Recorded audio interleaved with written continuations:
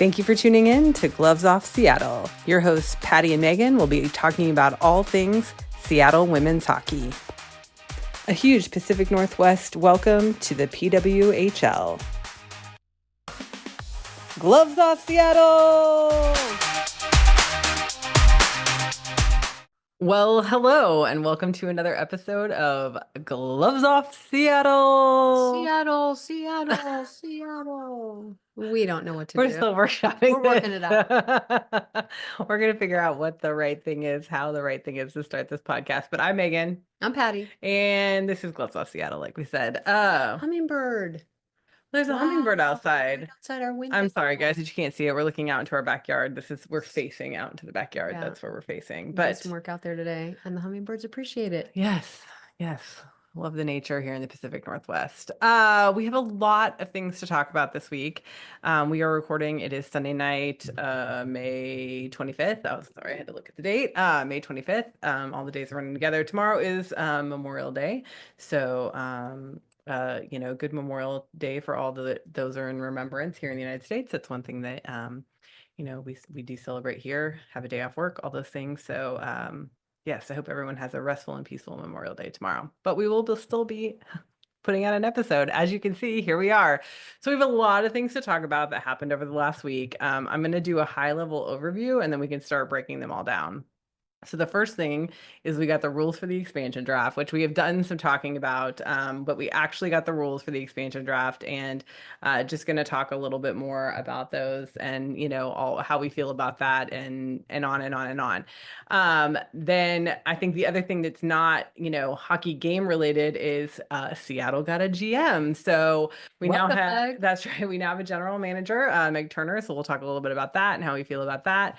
And then there were 3 Walter Cup final games this week that we need to talk about. So it's been a little bit of a busy week. We got a lot going on. We'll still try and keep this as brief as we can because we know, we like to listen to short podcasts. So we try not to make them too long for everybody. But here we go. What do you want to talk about first, Patti? Well, let's talk about Meg Turner coming in because, yay, we got a GM with a lot of experience, a lot of knowledge, a lot of insight, and with a family, with a wife and a child in the Pacific Northwest. We're very excited to get her from Boston. Yeah, so she was the assistant GM for the last 2 years of the Boston Fleet. So lots of things flying around now about potential players maybe coming over. Maybe.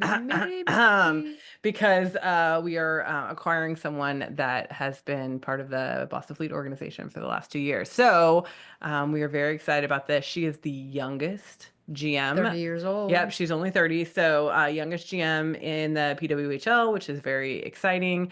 And yeah, like Patti said, she has, she has a wife and they just had a baby. And so a new family as well as a new job and a move across the country and all that kind of stuff. So we just welcome her with open arms, and we're excited about all the good things to come. So we still have no idea who our coach is. Maybe this week. Probably this week. I mean, it's going to be before the expansion draft. So do you want to talk about the expansion draft next? Yes, let's talk about that. Okay. It's natural progression, I think. Okay, so the expansion draft, we are almost 100% certain we will be getting a coach before the expansion draft. But who knows? I mean, maybe we're going to do things differently, and maybe the GM is going to make all the decisions about the players. I don't know. That doesn't seem likely. No. Yeah. No, it doesn't. I mean, I think the coach needs to be involved. Should be involved. I mean, I hate to shit on people, but I think the coach needs to be involved. So it was interesting, actually. We were having some discussions with some other people this weekend about GM coach relationships and all that kind of stuff. Tell me what your understanding is. What's the difference between a general manager and a coach? I think I know, but I just want to hear your take on it. Yes, I'm asking you. Well, I think the coach is more hands-on, has the whistle in practice, is shift in, shift out, being a part of it, and the GM is up in the office. So, making moves and taking the whole team forward in a direction that isn't, offense, defense. I mean, yeah, there's offense and defense related, but the coach is, hands-on, and the coach's currency is ice time, and the GM's currency is, I don't know, knowledge and boardrooms and things like that. Interesting.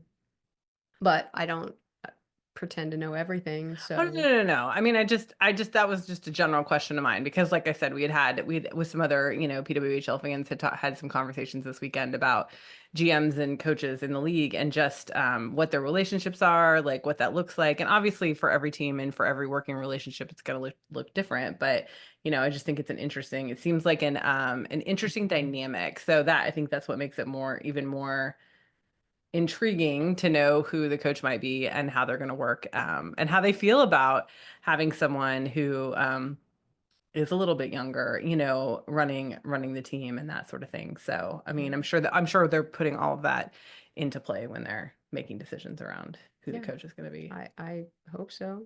I love that we have a female GM Yeah. for our female team, and I'm excited about our future. Yeah, Can't wait to hear who the coach is. absolutely. So, we started that conversation because the expansion draft is coming up June 9th. We might be there. Well, We're gonna not go. there. No, no, no. We're not. We no. We have two I don't kids even and know two where it's. full-time jobs. We can't. I don't. If somebody knows, I've looked. I don't know that it said where exactly they're going to be doing the draft I from. didn't look. So yeah, I did, but I didn't see. Yeah, so we're having a watch party at the Rough and Tumble in Seattle, and that's where we saw the game on Saturday, a preview, spoiler alert. But yeah, I think we figured it out. We got some childcare in there, so I think we're Yeah, going to go hang out with Pro Hockey Seattle and yeah, and just the rest of the PWHL fans that are yeah, very interested to see who's going to be coming on board, yeah. as far as players. So what we know, and so for those who've seen our socials, like we've talked about, like what the rules are and what we found out. But from what we understand, the rules that they have put out is that,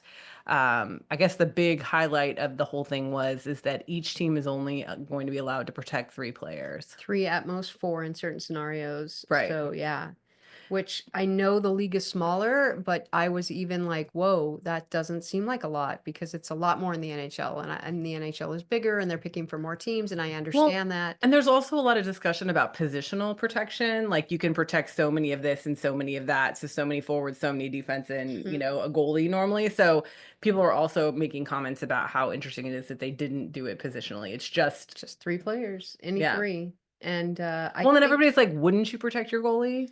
well, if your team is built around your goalie, then yeah, if your goalie is not as strong and not not the main player, then maybe you're not going to protect the goalie. Mm, Maybe your goalie is, maybe you have two young goalies coming up that you're sure of, so you don't protect your main goalie. I don't I don't know all the reasons, yeah. but I know that it's positionally in the NHL. Yeah. It's so many forwards, so many defense, so many, a goalie, whatnot. Or you can choose to just protect so many players overall. If you want to protect both your goalies, you can protect both your goalies, but it's definitely a bigger number. And you're picking fewer from each team, but like I said, this is a small league, and Right. to spread the wealth and make it fair, and not playing from behind for 2 years, 3 years, 4 years, how many ever years. So it's interesting. And the PWHL, I've said it before and I'll say it again, they do things their own way. Yeah. And I love that.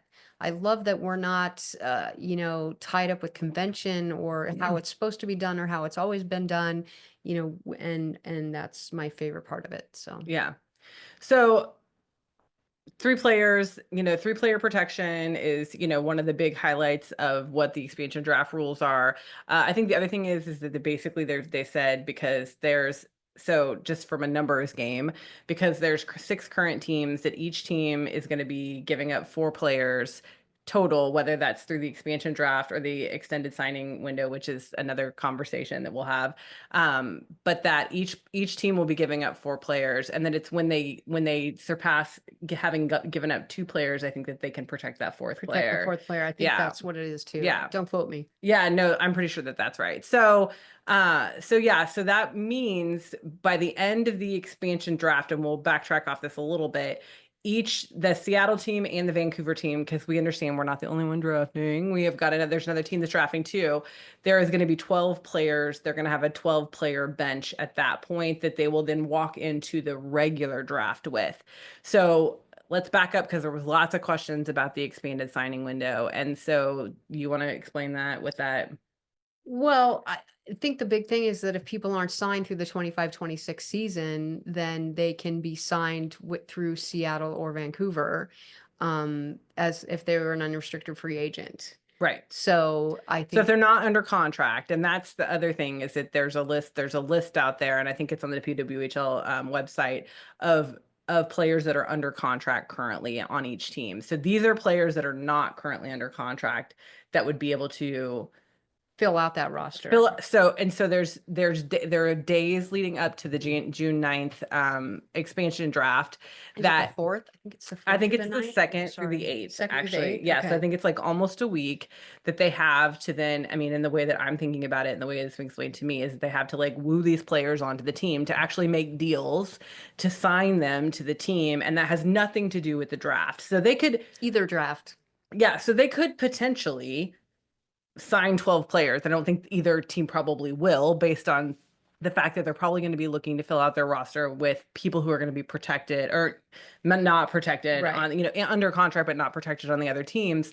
But that they can woo as many players and get signed as many players as they want during that up to 12 under that in that expansion window. Right. And if they do sign those, then they can only take from other teams up to 12, Up right? to They can't 12, take 12 yes. So more. it'll just, Right. so at the end of the day, on June 9th, when the expansion draft is Each team finished, will have 12. each team will have 12 players, either through the extended signing window or through the expansion draft. So hopefully we didn't make that more confusing for everybody. But then the other thing is then we walk into the regular draft, which is June 24th.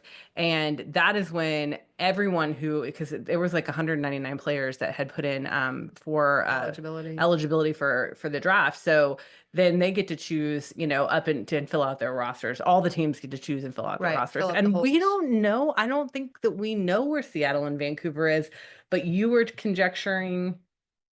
They're going to be a part of it. No, but they may be last since we had just gone through the expansion I draft. think that might be only fair because they don't know where to position them because of the way the PWHL does their whole, once you've been eliminated from the playoffs, how many ever wins you get past that, which is another great innovative. Called the Gold innovative Star idea. Gold Star rule or something like that. There's Gold Star yeah, race, Gold Star standing, something. Yeah. And amazing, amazing, amazing. And yeah, since we didn't participate in that, I think we'll be last. But Yeah. I haven't heard. I haven't researched either. Well, so let's talk about that rule a little bit too, just in case people don't understand. So after you are mathematically eliminated from the playoffs, so we know that you're not going to be, which is really interesting because I think that there was 3 teams vying for the last spot for the last one. So how does that even work? I think because it's probably a lottery then at that point. Okay, I don't know. Because the whole thing is that right now it's 2 teams that don't make the playoffs.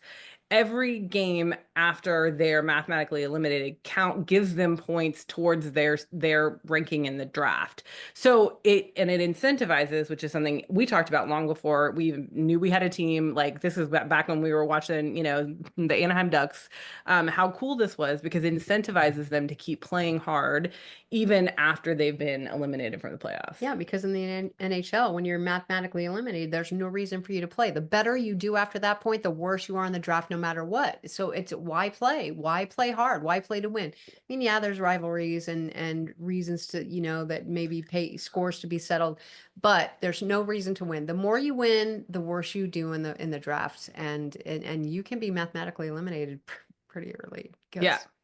Because there's a bunch of teams. There's a bunch of teams, and it's. Are you speaking as an Anaheim Ducks fan? Anaheim Ducks fan, yes. Oh, okay. If you know, you know. That's all I have to say about that. Yeah. Patti is a loyal fan. Yeah, Patti is a loyal fan. So as you will know, even if Seattle does not produce a winning season the first time out, we will remain fans till we die. That will be the only way we won't be fans because once Patti is a fan of something, she's never not a fan. We are not fair weather fans around here. No, we are not. I put in 10 hard years in the Ducks before they won the cup, and we could do the same with Seattle. Hopefully we won't have to, but we can do the same with Seattle. However long it takes. Yeah. We're there. Okay, so any more talk, expansion draft, Seattle team, whatever, before we move on to the playoffs? So, okay. I'm excited. We're going to be there. Oh no, we're really excited. And we're excited. I mean, and we'll talk about this a little bit more that, we got to watch a game with other people. We weren't at the game, but we were in a in a sport at a pub with other people watching the game. It was just fun to feel the atmosphere and that sort of thing. It's probably second best at live hockey. Live hockey is really the best. But let's move back. Let's move back. So there was a game Tuesday, Thursday, and Saturday this week. So this is the Walter Cup final playoff series between the Minnesota Frost and the Ottawa Charge. And so can we can harken back to game one. The really interesting thing, yes, the really interesting thing about this, and I want to put this out there, is that just up until this point, we've played 3 games, and every single game has gone to overtime. Every single game has gone to overtime, and it hasn't been. The games haven't even been similar. Like each game has looked so different. Other than I do feel like it's kind of been won and lost in goal, like for almost every single one of them. But that's another. Anyway, so okay, so harken back Tuesday night. That it was Minnesota at Ottawa. This is the one that I think they were tied. I think they were, no, Ottawa scored in like the second period. Yeah. And led the whole way until Minnesota. Very, very late. Yeah, it was a very late tying goal. And is that the one where she was out of the box? I don't know. The games are running together in my head. If it was, that wasn't late. She wasn't out of the goal late that game. No. It was tied up, and then they went ahead. So that might have been game one. It was game. Okay, but it wasn't 1-0. Sorry, I just lost my mic cover. So that was okay. So that was game one. Sorry, the games are running together because they've all been a little similar. But Thursday night we're at the choir concerts. That's how I remember that we did not see this. So in game one, Ottawa scored earlier in, I think it was in period 2. And then in the third period, Phillips was out of the trapezoid. And we had this whole discussion about in the NHL. You go ahead, you say. Okay, well, in the NHL, you cannot, there's a trapezoid behind the goal, and the goalie can play the puck in that trapezoid. Outside of the trapezoid, they're not allowed to play the puck there. And why? Because I thought this was more interesting. Why is that a rule? Because one of the goalies, and it was one of the goalies was basically like a third defenseman, and they puck handled so well that they skated the puck up and down the entire Basically, it was not fair. Like it became not fair. It wasn't fair. If your goalie couldn't stick handle, then it wasn't wasn't fair. So they made these, and I'm trying to remember, was it Patrick Waugh? I don't remember who the goalie was. It was a while someone ago. will fact check. They will. Oh, they will. We love it, guys. There's no shame, no that's hate. A late night too, so we you love don't it. want to miss feed. Anyway, so Phillips was out of the crease in the outside of the trapezoid. Right wing corner. Right. And she got scored on. Yeah, so that was the tying goal for game one. So that was the first tying goal. Then they scored again. I think that wasn't the game. That wasn't the. That was a winning goal. To overtime. It wasn't the game. It wasn't the goal that sent them to overtime. Okay, sorry guys, we're getting it mixed up in our head. Sleeps ago and 3 games. So that one went to overtime and ended.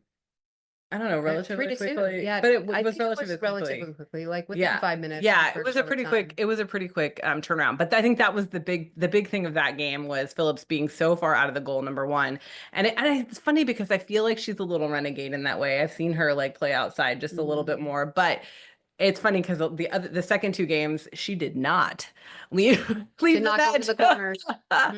So maybe she learned her lesson. Okay, so game 2, this was really. It was learned her lesson. Sorry, maybe not. Maybe she feels good, and to take that risk, I think even the coach said, she took a risk and it didn't work out, and she'll work on it, but. We'll see. She didn't venture out right away into the corners in the next game. She's an excellent goalie. There is no shade at all about, Phillips every game I'm like, she's a wall. Like she is a wall. They are not getting anything past her. So we'll get to the third game because the second game our oldest had a choir concert, so we watched the first period. Well, we've watched the first and the second period. There was no score for a second period. And then we had to go to, and at the end of the third period it was still 0-0, and it was really funny because I was laughing because I could hear Cheryl Pounder saying like, I can't believe this game is going to go into overtime 0-0. Shout out Cheryl Pounder.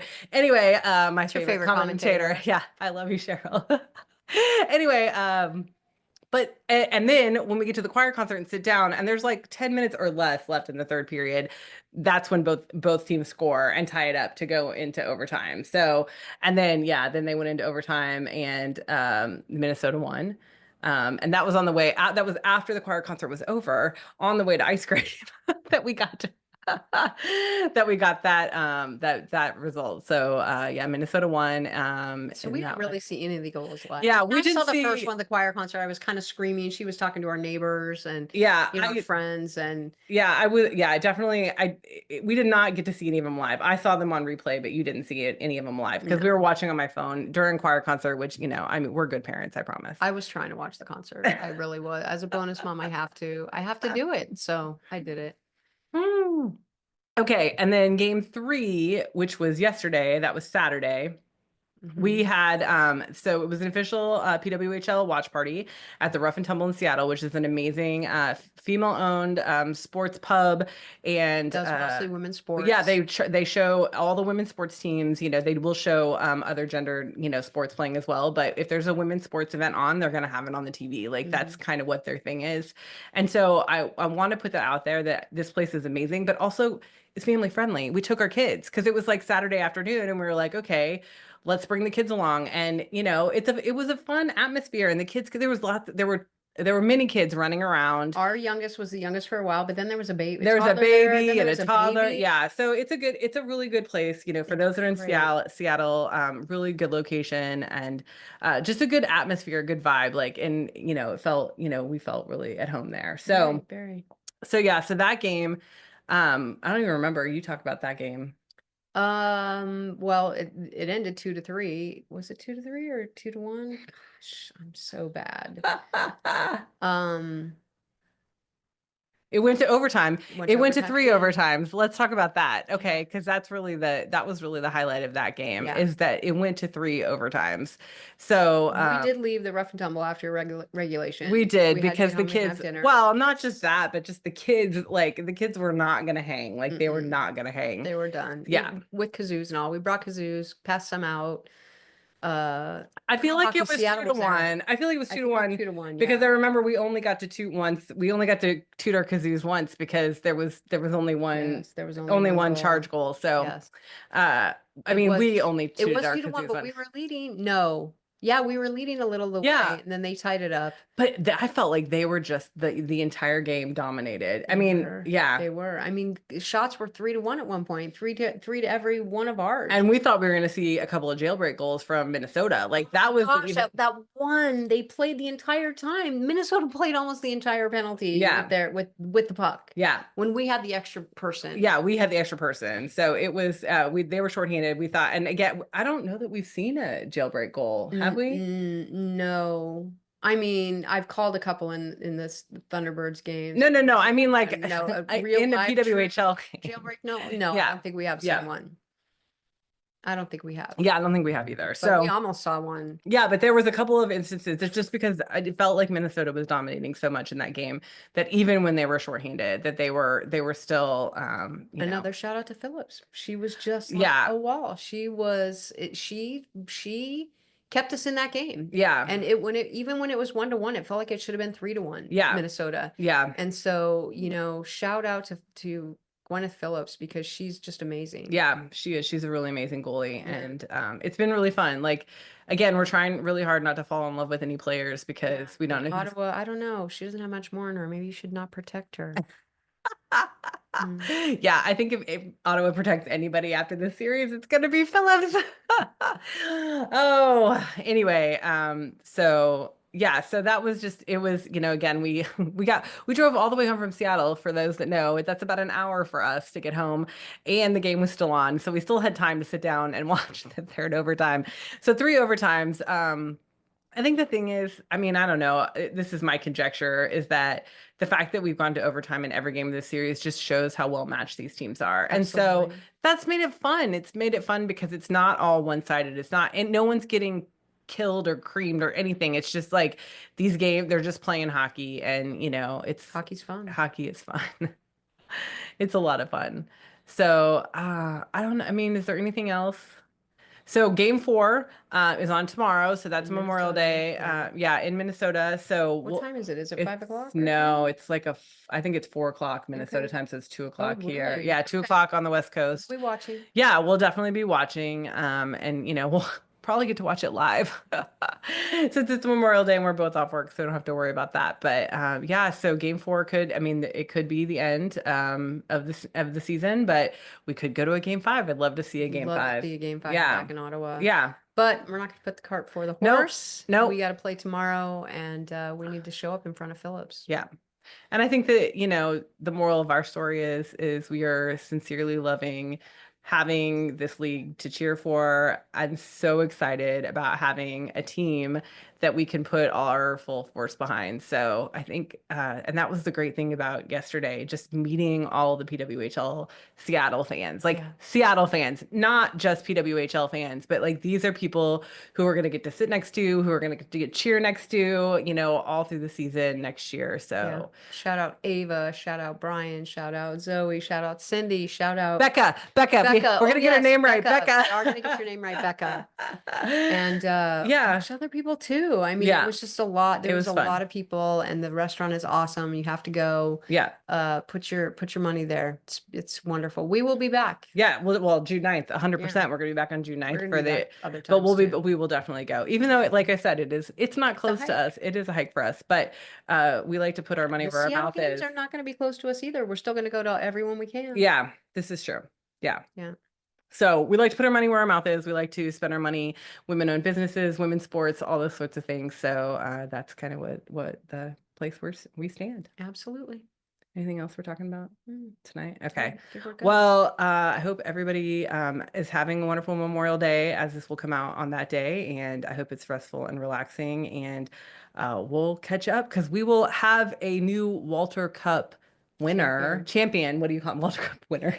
I was like finalist. No. Walter Cup champion next week. So we'll record after we figure out who that is. Yeah. Okay. Yay. Go hockey. Go hockey. Bye. Bye-bye. And that's the show. Tune in next time for another episode of Gloves Off Seattle.